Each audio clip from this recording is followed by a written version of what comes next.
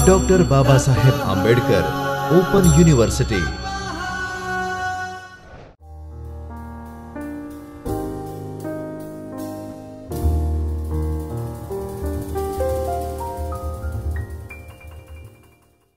નમસ્કાર। આજે આપણે બીએ એટલે કે પ્રથમ વર્ષ બીએમાં ગુજરાતી પદ્ય પેપર 2માં એક કવિતા છે જયંત પાઠકની, કવિતા ન કરવા વિશે કવિતા, એની આપણે વાત કરશું।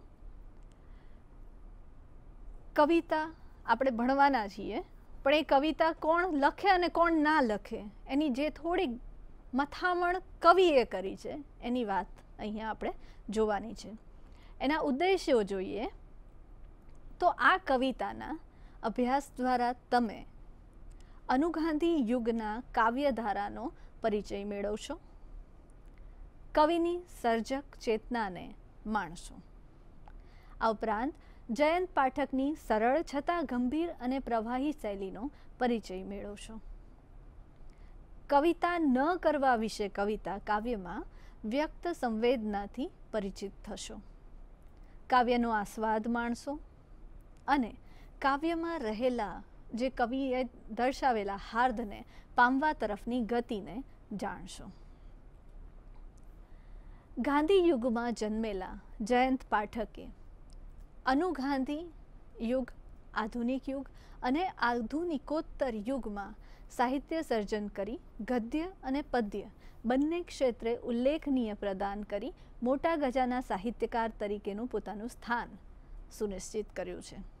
અહીં તમારે જે કવિતાનો અભ્યાસ કરવાનો છે તેમાં સર્જનાત્મકતાનો મહિમા તથા સર્જન કરતો સર્જક એના મનના ભાવ, અનુભાવ, ઉદ્દીપન ભાવ સાથે જગતની પ્રત્યેક સ્થાયી અસ્થાયી વસ્તુ કે સત્યને જોવાની વિશિષ્ટ દ્રષ્ટિ વિશે ખૂબ કલાત્મક રીતે પણ સરળ શબ્દોમાં અને શૈલીમાં સર્જક ભાવનાને અભિવ્યક્તિ જે મળી છે એનો પરિચય કરશો।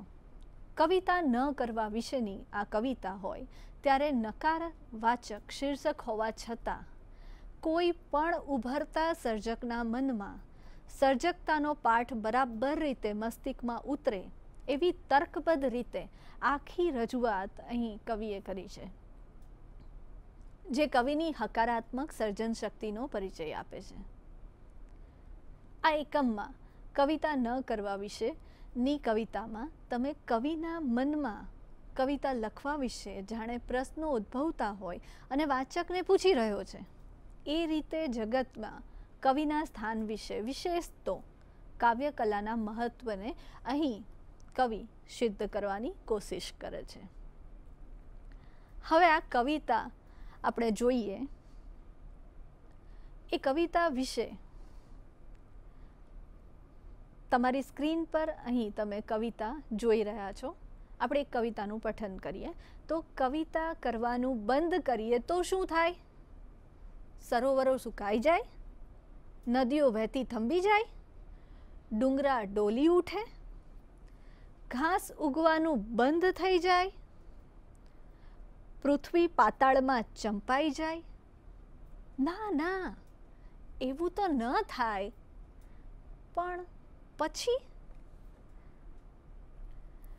જલપરીઓ છાની માની ઝીણા પવન વસ્ત્રો ઉતારી જલ ક્રીડા કરવા ના આવે, ડુંગરા વાદળની પાંખો પહેરીને ઉડી ના શકે, ઘાસને આંસુના ફૂલ ના ફૂટે, પૃથ્વી ગોળ ગોળ ફરે પણ ઠેરની ઠેર જ રહે અવકાશમાં, આકાશ ભણી ઊંચે ના જાય।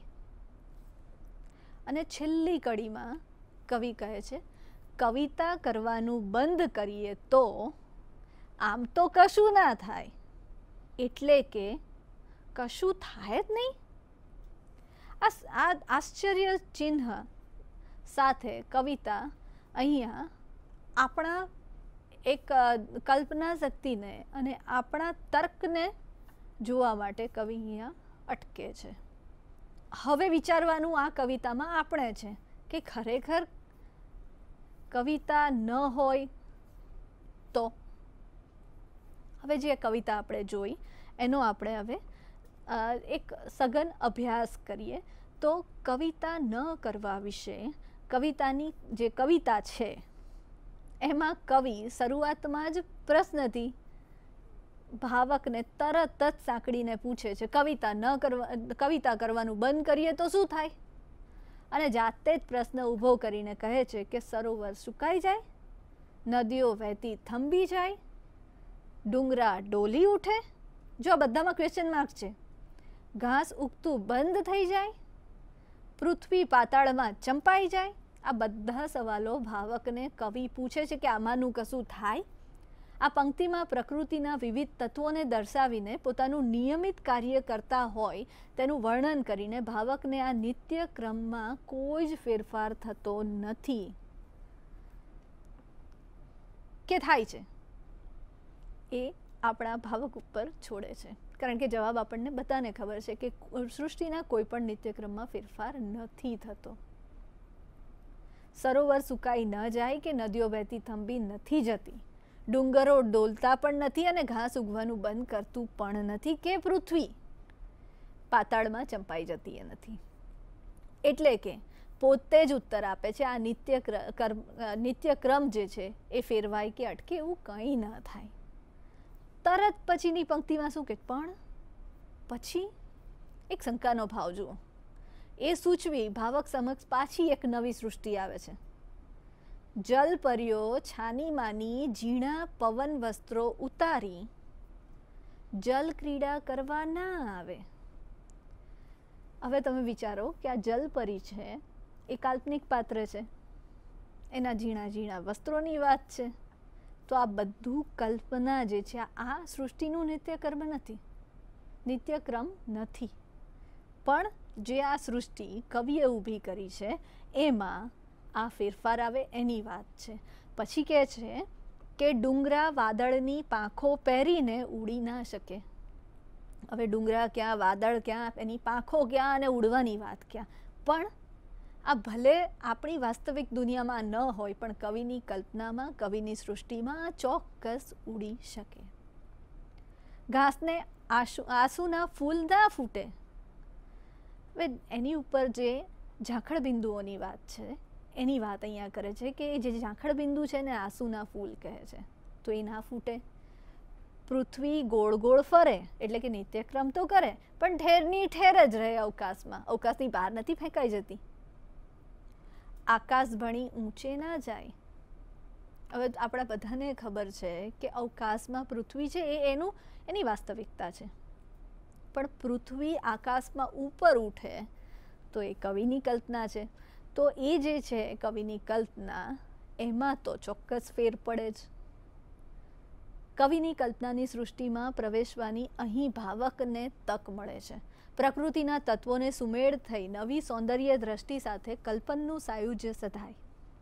જલપરીઓ જે કાલ્પનિક સૌંદર્યનું સૂચક છે તે છાની માની પવનરૂપી ઝીણા વસ્ત્રો ઉતારી જલક્રીડા કરતી અનુભવાય, જે આંતરિક જગતનું પ્રાકૃતિક સૌંદર્ય છે.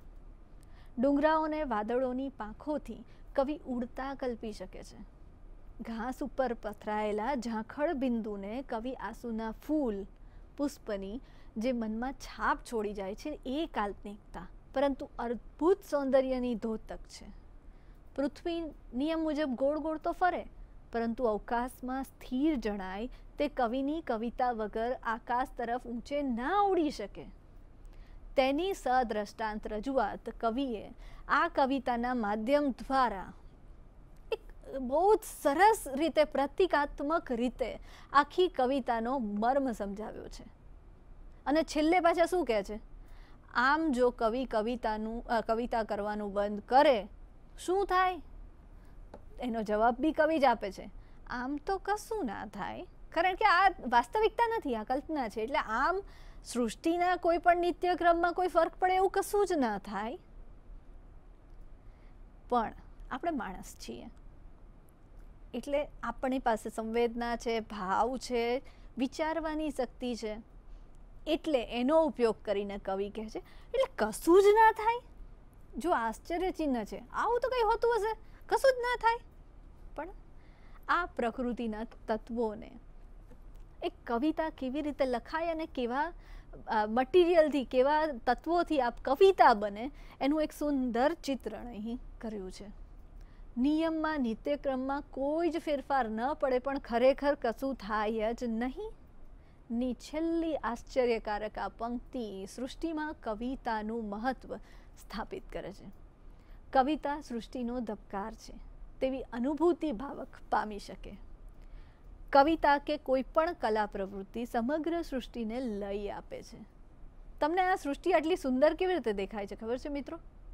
કારણ કે કવિની કલ્પનાની સૃષ્ટિ છે. કદાચ એવું પણ બને કે વાસ્તવિક જે આપણી સૃષ્ટિ છે આટલી બધી કલાત્મક, આટલી બધી સૌંદર્યાનુભૂત ના હોય. એવો મર્મ જે છે એ અહીં આસ્વાદ્ય બને છે. કવિતા ન કરવા વિશે સંદર્ભે કવિ ખરેખર તો કવિતા ક્યારે બને અને કેવા માહોલમાં, કેવા એક ભાવ સાથે કવિતા બને એની વાત. કવિ પ્રકૃતિના તત્વો કેવો રંગમંચ સર્જી તેની તાલીમ આપતા જાણે અનુભવાય છે. કવિતા ફક્ત આંખે દેખ્યા તત્વનું નિરૂપણ છે કે શું? તે દુવિધાનું સમાધાન કરતા કવિ સદ્રષ્ટાંત સમજાવે છે કે કવિતા કવિના ચિત્તમાં પડેલી છબીઓ, કવિ હૃદયની કલ્પનાની સૃષ્ટિ અને સંવેદનાના ભાવ જગત સાથે સ્થાયી પ્રકૃતિના તત્વોનો સુમેળ સાધી નવી જ રમણીય સૃષ્ટિનું નિર્માણ કરે છે.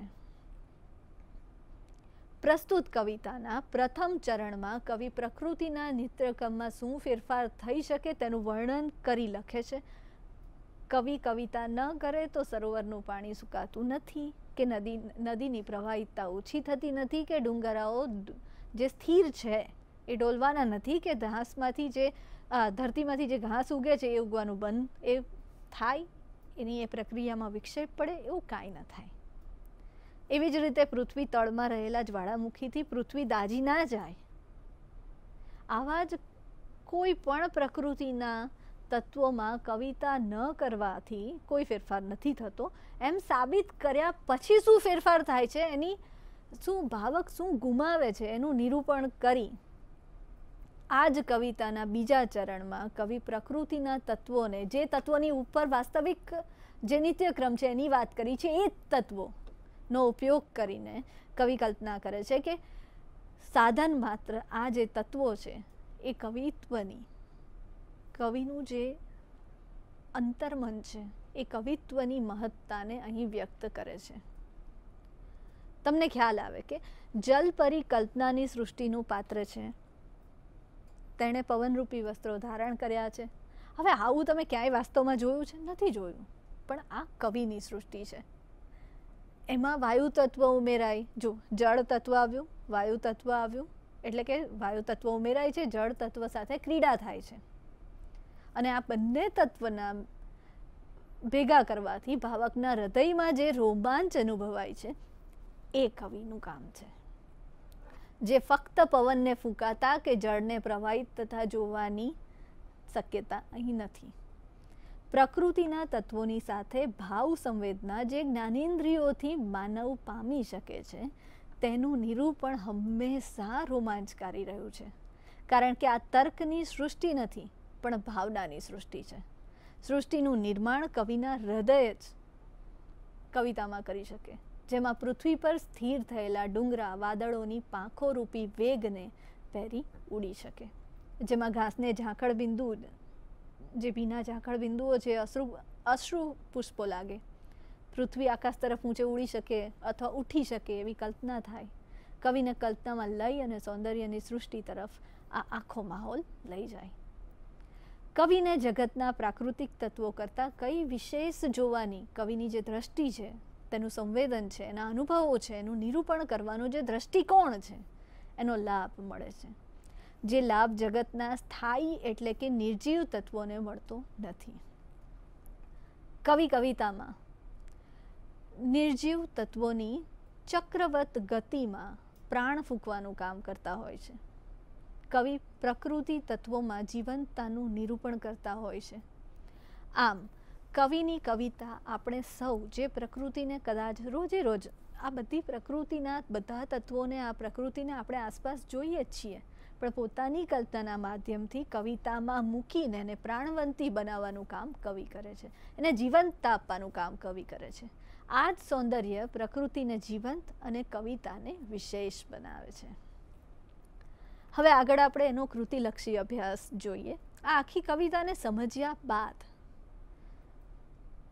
તમે આ કવિતા જે જોઈને એની અંદર તમે ઘણું ભાષાકીય એક લય પામ્યા હશો. એના વિશે આગળ વાત કરીએ તો એક કે વધારે પદ મળીને અર્થ સ્પષ્ટ કરે એવો સમૂહને આપણે વાક્ય કહીએ છીએ. જો આ કવિતા કોઈ છંદમાં નથી લખાઈ, તમે જોયે જ હશે, પણ આ કવિતામાં એક લય છે. કોઈ પણ કવિતા લખાય, કવિતામાં લય અનિવાર્ય તત્વ છે. બાકી તો એ ગદ્ય થઈ જાય ને. પદ્યનું અનિવાર્ય લક્ષણ જ છે કે એ લયમાં હોય. તો આપણે આ જે વાક્ય પ્રયોગ કર્યા છે, ભલે લયમાં છે પણ એ વાક્ય પ્રયોગ છે, એના વિશે થોડુંક અભ્યાસ કરીએ તો આપણે જેને વાક્ય કહીએ છીએ, વાક્યની રચના કરતી વખતે આપણે વાક્યમાંના પદોને ચોક્કસ ક્રમમાં ગોઠવીએ છીએ. અહીં આપણે જુદા જુદા પ્રકારોની વાક્ય રચનાની ખાસિયતો જો જોઈએ તો પહેલું છે વિધાન વાક્ય. વિધાન વાક્ય એટલે જે વાક્ય કોઈ હકીકતનું નિવેદન કરતું હોય તે. એને નિવેદન વાક્ય પણ કહેવાય કે વિધિ વાક્ય પણ કહેવાય. એના ઉદાહરણ જોઈએ તો કવિતા કરવાનું બંધ થઈ જાય, જો સાદું સીધું એક વાક્ય છે. એવું જ બીજું જોઈએ તો ઘાસને આંસુના ફૂલ ફૂટે, ડુંગરા ડોલી ઉઠે, પૃથ્વી પાતાળમાં ચંપાઈ જાય છે. જો આ બધા છે વાળા વાક્ય તમે જોઈ રહ્યા છો, કર્તા કર્મ ક્રિયાપદવાળા, સરોવર સુકાઈ ગયા છે, આ બધા વિધાન વાક્ય છે. એ જ રીતે હવે બીજા વાક્ય જોઈએ તો પ્રશ્ન વાક્ય. પ્રશ્ન વાક્ય કોને કહેવાય? તો જે વાક્યમાં હકીકત વિશે પ્રશ્ન કરવામાં આવ્યો હોય તેને પ્રશ્ન વાક્ય કહેવાય. હવે એના ઉદાહરણ જોઈએ તો ઉપરના જે ઉદાહરણ જોયા ને એમાં જ આપણે શું કવિતા કરવાનું બંધ થઈ જાય? જો ક્વેશ્ચન માર્ક છે, પ્રશ્ન વિરામ છે, સવાલ પૂછી રહી છું. ઘાસને આંસુના ફૂલ ફૂટે છે. જો ઉપરના જ બધા વિધિ વાક્યના જ ઉદાહરણમાં અહીંયા પ્રશ્નાર્થ વાક્ય બનાવવામાં આવ્યા છે. હવે જો આપણે આવું પણ પૂછી શકીએ, ડુંગરા ડોલી ઉઠે છે, પાછળ ક્વેશ્ચન માર્ક અને આપણો જે આ ઉદ્ગાર છે એ પ્રશ્ન વિરામનો છે, પણ આગળ આપણે લખવું કાઉન્સમાં એટલે આપ્યું છે કે શું ડુંગરા ડોલી ઉઠે, પણ એ અધ્યાર રાખી શકીએ છીએ. આ બોલી પ્રયોગમાં શુંની જરૂર નથી. એ જ રીતે શું પૃથ્વી પાતાળમાં ચંપાઈ જાય છે, શું સરોવર સુકાઈ ગયા છે. જો આ બધા પ્રશ્ન વાક્ય છે. હવે આ જ વાક્યને આપણે ત્રીજા પ્રકારે જોઈએ તો એ ઉદ્ગાર વાક્ય. જો ઉદ્ગાર વાક્યમાં જે વાક્યમાં કોઈ હકીકત વિશે આનંદ કે આશ્ચર્ય એવો કોઈ ભાવ પ્રગટ થતો હોય તેને ઉદ્ગાર વાક્ય કહેવાય. હવે એના ઉદાહરણ જોઈએ તો કવિતા કરવાનું બંધ થઈ જાય તો આશ્ચર્ય છે, ખરેખર એવું થાય. બીજું જોઈએ વાક્ય તો ઘાસને આંસુના ફૂલ ફૂટે છે, ફરીથી આશ્ચર્ય. તમને શંકા છે, શંકાનું આશ્ચર્ય છે. ડુંગરા ડોલી ઉઠે છે, તમે આ વાક્ય નથી બોલી રહ્યા, તમને નથી ખબર કે આ ડોલે છે કે નથી ઉઠતા, ને ડુંગર ડોલે, જો આ આશ્ચર્ય છે. પૃથ્વી પાતાળમાં ચંપાઈ જાય છે, સરોવર સુકાઈ ગયા છે, જો આ બધો આશ્ચર્યનો ભાવ છે. એટલે પાછળ ઉદ્ગાર ચિહ્ન તમે બધામાં જોઈ શકો છો.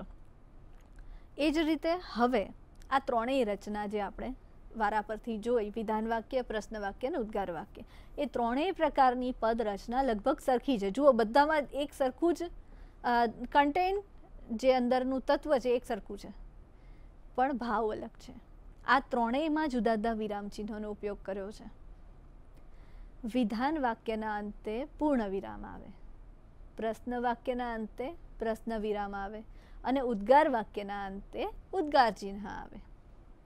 આ ઉપરાંત આ વાક્યો બોલવામાં આવે ત્યારે બધા વાક્યોના આરોહ અવરોહ જુદા પડે. જેમ કે હવે 3 વાક્યને એકસાથે જોઈએ તો પૃથ્વી ગોળ ગોળ ફરે છે. આ સીધું વિધાન વાક્ય છે કે આ થાય છે ને મને ખબર છે. હવે પ્રશ્ન છે, શું પૃથ્વી ગોળ ગોળ ફરે છે? મને શંકા છે ના એ ફરતી હોય કદાચ. પૃથ્વી ગોળ ગોળ ફરે છે? અચ્છા, આ પૃથ્વી ગોળ ગોળ જ ફરે છે? મને તો ખબર જ નહોતી. ઉદ્ગાર છે, આશ્ચર્ય છે. આ એક જ તમે જોયું, એક જ વાક્યને 3 સ્વરૂપે. પ્રથમ વાક્યમાં એ વિધાન વાક્ય છે, જ્યારે બીજું વાક્ય શુંથી શરૂ થાય છે અને છેલ્લે વિરામ ચિહ્નમાં પ્રશ્નાર્થ ચિહ્ન છે. એટલે પ્રમાણવાચક પદો દ્વારા હકીકત જાણવાનો પ્રશ્ન કરવામાં આવે છે, પૂછવામાં આવે છે. અને છેલ્લા વાક્યમાં પૃથ્વી ગોળ ગોળ ફરવા પર આશ્ચર્યનો ભાવ વ્યક્ત કરવામાં આવ્યો છે. વિધિ વાક્ય અને નિષેધ વાક્ય, હકારવાળું વાક્ય અને વિધિ વાક્ય. હવે આપણે બીજું જોઈએ તો આ 3 વાક્ય જોયા પછી એક હકારવાળું વાક્ય હોય અને એક નકારવાળું. હકારવાળું છે એને વિધિ વાક્ય કહેવાય અને નકારવાળું છે એ નિષેધ વાક્ય છે. એના ઉદાહરણો જો જોઈએ તો ડુંગરા વાદળની પાંખો પહેરી ઉડી શકે, વિધિ વાક્ય, સાદું સિમ્પલ વાક્ય, સરળ. હવે નિષેધ વાક્ય, ડુંગરા વાદળની પાંખો પહેરી ઉડી ન શકે, આ નિષેધ વાક્ય છે. તમે જોયું આ જે આખી કવિતા છે એનું શરૂઆત જ નકારથી છે, બરાબર છે, પણ જરૂરી નથી કે ભાવ નકાર છે. નિષેધ વાક્ય હોય એટલે માત્ર છેડે નહીં કે નહીં દીર્ઘ હી આવી શકે, આ હસ્વે હી આવી શકે, અથવા તો ન કે ના ઉમેરવાથી જ થતું નથી, પરંતુ એ સિવાય પણ ઘણી રીતો છે. આશ્ચર્યમાં ઘણીવાર માં પણ વપરાય છે. હવે એ બધાને આપણે ઉદાહરણ જોઈએ તો કવિતા કરવાનું બંધ કરીએ તો કશું ના થાય.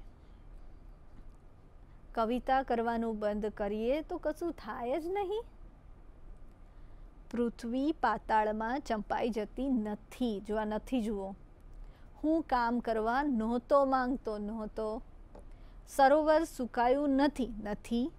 આ બધા વાક્ય તમે જુઓ તો વિધિ વાક્યને નિષેધ વાક્યમાં ફેરવી શકો છો અને નિષેધ વાક્યને વિધિ વાક્યમાં પણ ખૂબ જ સરળતાથી ફેરવી શકાય છે, ભાવ બદલાયા વગર. ઘણીવાર વાક્યોમાં અમુક શબ્દને બદલે વિરોધ અર્થવાળો જો શબ્દ મૂકવામાં આવે તો એ પણ નિષેધમાં ફેરવી શકે. જેવી રીતે એક ઉદાહરણ જોઈએ, જયંત અશાંત રહ્યો, અને એની સામે આપણે એને નિષેધ વાક્ય તરીકે આ જ ભાવ જો વ્યક્ત કરવો હોય તો જયંત શાંત થયો નહીં. ભાવ બંનેનો એક છે, પણ એકમાં અશાંત અને બીજામાં શાંત. 2 રીતનો આપણે ઉપયોગ કર્યો. એ જ રીતે હવે આગળ આપણે જોઈએ તો કેટલાક શબ્દો જે છે જે આ કાવ્યમાં થોડાક તમારા મહાવરા માટે, એટલે કે એના બીજા તમને અર્થ મળી શકે, અને થોડાક અઘરા લાગતા શબ્દોની આપણે વાત કરીએ તો સરોવર, આપણે બધા જાણીએ છીએ, મોટું તળાવ, નદી, પર્વત કે સરોવરમાંથી વહેતો મોટો કુદરતી જળ પ્રવાહ એટલે કે સરિતા. સરિતા એટલે નદી પણ કહેવાય. ડુંગર એટલે નાનો પર્વત, મોટો ઢગ, માટીનો ઢગ.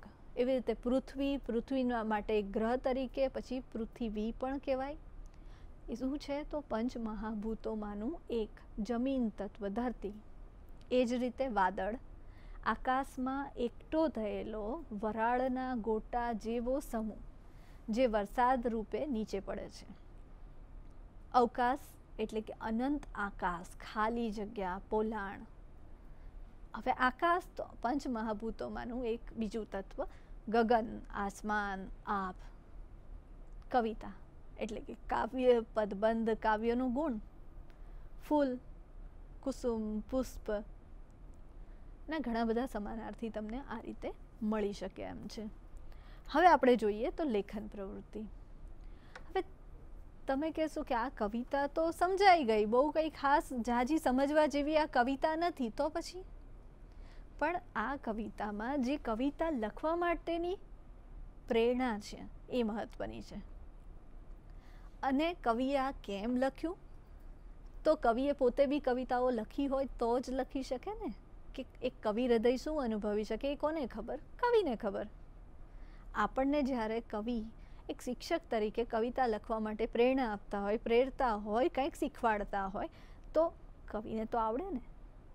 તો અહીંયા મારું તમને એક વિનંતી છે કે જયંત પાઠક, જેમણે પ્રકૃતિ કાવ્યો સૌથી વધારે લખ્યા છે, એમના જે પણ કાવ્ય સંગ્રહ છે એમાં પ્રકૃતિને સૌથી વધારે સ્થાન આપ્યું છે, તો એ જયંત પાઠકના કાવ્ય સંચયમાંથી ક્ષણોમાં જીવું છું એ એમનો બધા કાવ્યનો સંગ્રહ છે, જેનો અભ્યાસ કરજો. પ્રકૃતિલક્ષી કાવ્યધારાનો પણ તમે અભ્યાસ કરી શકો છો. કવિતા વિશેની લખાયેલી અન્ય કવિતાઓની યાદી તૈયાર કરો. આવું બીજા કોણે તમને શીખવાડવાનું આમ બીડું ઝડપ્યું છે, કોણે આવી કવિતા વિશેની કવિતાઓ લખી છે, એની યાદી શોધીને તમે તૈયાર કરી શકો. એ જ રીતે બીજા આમના જેવા જે એક સરસ મજાના કવિ કૃષ્ણલાલ સિદ્ધરાણી હોય કે ઉમાશંકર જોશી હોય કે રાજેન્દ્ર શાહ હોય, જેવા સૌંદર્યલક્ષી પ્રકૃતિલક્ષી કવિઓનો તમે પરિચય મેળવો, એમનો અભ્યાસ કરો. સૌંદર્યલક્ષી કવિઓની કાવ્યબાનીનો પણ અભ્યાસ કરો અને એનું એક મૂલ્યાંકન કરો, એમનો તુલનાત્મક અભ્યાસ. ખૂબ જ તમને આ જે અભ્યાસ છે, તમારો આખો અભ્યાસક્રમ છે, એને સમજવામાં ખૂબ જ મહત્ત્વનો સાબિત થશે.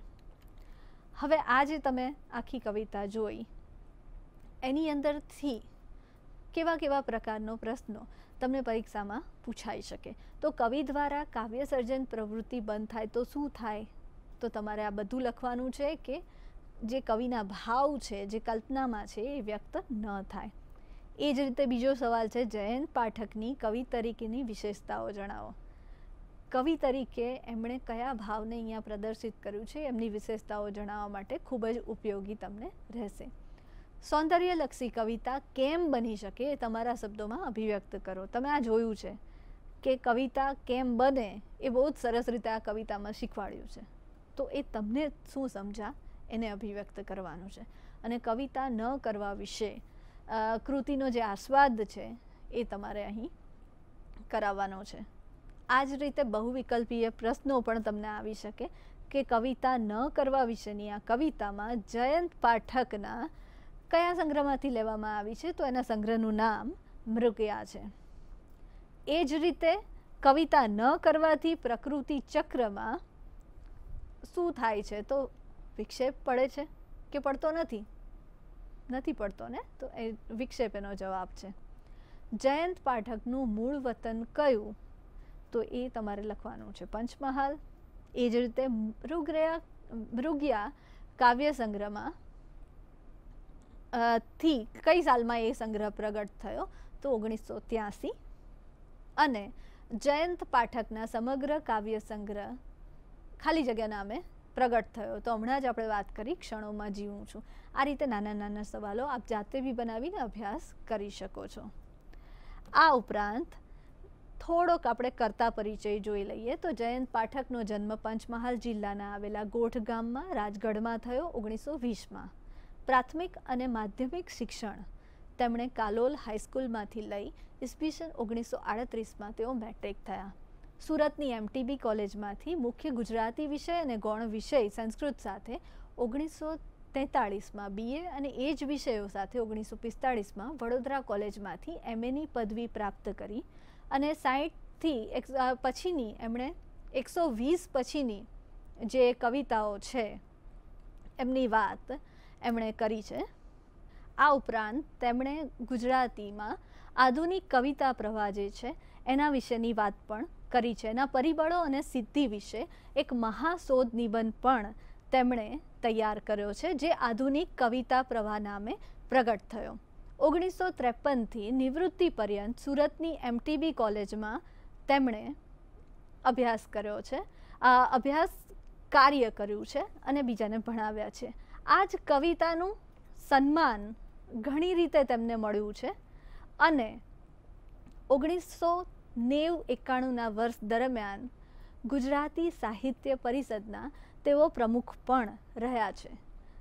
કિશોર આ સિવાય પણ તેમણે ઘણા બધા કાવ્ય સંગ્રહ આપ્યા છે. અને જે આદિયુગની કવિતા છે એમાં એક એક નવો વળાંક, પ્રકૃતિદર્શી વળાંક તેમણે આપ્યો છે.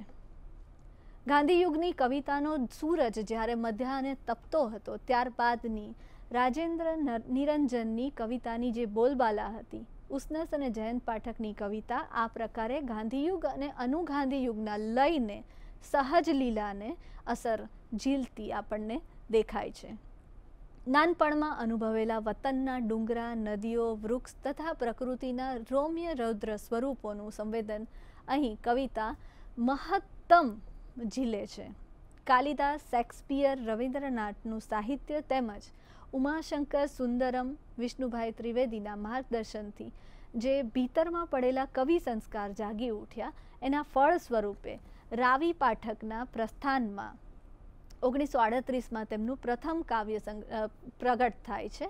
એ પછી તો બર્બર, સંકેત, વિસ્મય, સર્ગ, અંતરિક્ષ, અનુનય, મૃગ્યા, સુડી ઉપર સેજ, બે અક્ષર આનંદના અને ધ્રુત વિલંબિત જેવા 2002 સુધીમાં ઘણા કાવ્ય સંગ્રહ એમના પ્રગટ થાય છે. ઇયતા અને ગુણવત્તા બંને દ્રષ્ટિએ ઉસનસની કવિતાની હરીફાઈમાં ઉતરી શકે એવી એમની આ પ્રયોગશીલતા આપણને જોવા મળે છે.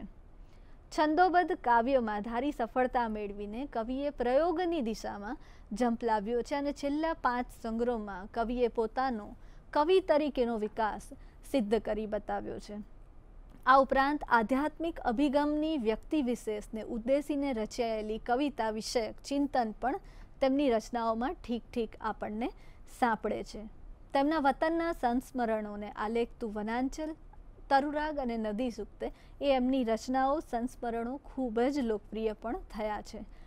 કાવ્ય તત્વમય આખું ઉર્મી કાવ્ય જેવી સંશય કથા એમણે આપી છે. આ જ રીતે જોઈએ તો આલોક અને ભાવવિત્રી એમના વિવેચન લેખોનો સંગ્રહ પણ આપણને અહીં મળે છે. આ ઉપરાંત ઘણી સમીક્ષા અને સૈદ્ધાંતિક વિવેચનાની દિશામાં પણ એમણે વ્યાખ્યાનમાળાઓ પણ આપી છે અને વિવેચન સંગ્રહો પણ આપ્યા છે. ટૂંકી વાર્તાનો અભ્યાસ પણ કર્યો છે અને રામનારાયણ પાઠક સર્જક અને વિવેચક તરીકે સર્જકલક્ષી સ્વાધ્યાય ગ્રંથો પણ તેમણે આપ્યા છે. એમનું જોવા જઈએ તો એમના જે સર્જન છે એ ખૂબ જ મોટા પ્રમાણમાં અને એની વિસ્તૃત નોંધ તમને આપના અભ્યાસક્રમમાં મળતી જે પુસ્તિકા છે એની અંદર આપવામાં આવી છે. કુલ 30 જેટલા ગ્રંથો એમણે આપ્યા છે.